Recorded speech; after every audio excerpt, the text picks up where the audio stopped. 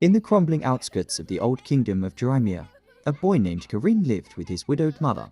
His father had been taken by the king's soldiers years ago, and his mother, worn from grief, often left Karin in the care of strangers while she worked. One autumn evening, the woman who came to watch him was unlike any other.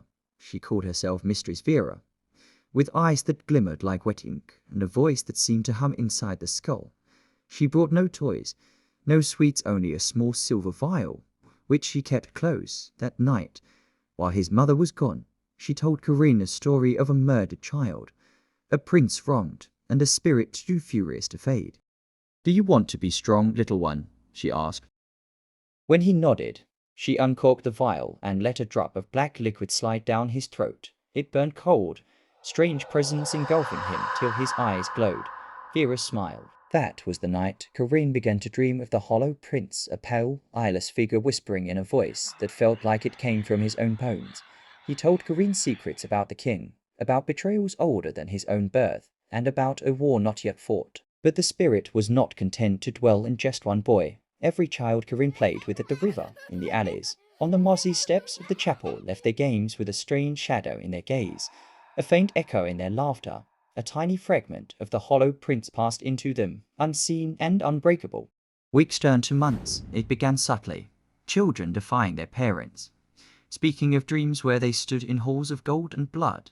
They whispered plans, drew maps in dirt, and carried sharpened sticks like swords. The adults thought it was harmless play. But one winter dawn, the game became real. Hundreds of children, Karin at their head, marched through Dramer's gates with stolen blades, their eyes lit by the same cold fire. The Hollow Prince spoke through all of them at once, a single mind in 100 bodies. "He took my crown, now we take his head." The king's guard hesitated, unwilling to strike down the young. That hesitation was their doom. The children surged forward, an army of small, relentless hands and sharpened steel. By nightfall, the throne room was silent, but for the drip of blood on stone. When the king's head rolled to Karin's feet, the Hollow Prince stepped out of him at last, tall and regal in spectral form. "Well done, my little vessel," he said, placing an invisible crown upon the boy's head. "Now it's your turn to be king, and mine to be god." The babysitter, Mistress Vera, was never seen again, but sometimes in the new king's court, a shadow would lean over Karin's shoulder and whisper, and his eyes would glimmer like wet ink. Check out the next chapters on my channel. Please don't forget to like, share and subscribe to get notifications on daily update of intriguing story series.